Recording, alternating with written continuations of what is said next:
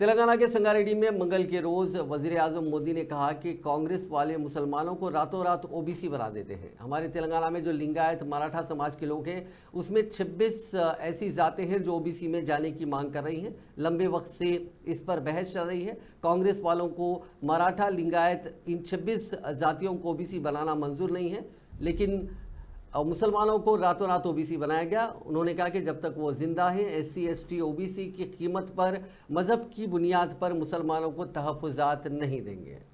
साथियों, कांग्रेस कहीं भी हो, उसकी पॉलिटिक्स के 5 निशान होते हैं।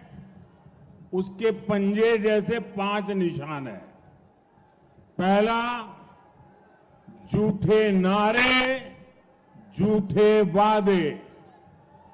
दूसरा, वोट बैंक की राजनीति। तीसरा, माफियाओं, अपराधियों को बढ़ावा। चौथा, परिवारवाद। और पांचवा, करप्शन। इन 5 निशानों से मिलकर कांग्रेस का पंजा बनता है।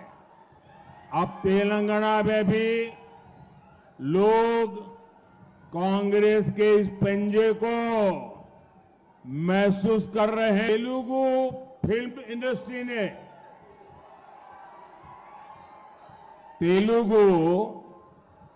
इंडस्ट्री ने भारत को ट्रिपल आर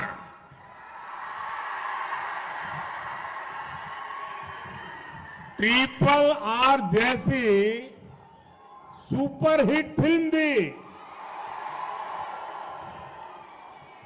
लेकिन आज तेलंगाना कांग्रेस ने राज्य के लोगों को डबल आर टैक्स दे दिया है।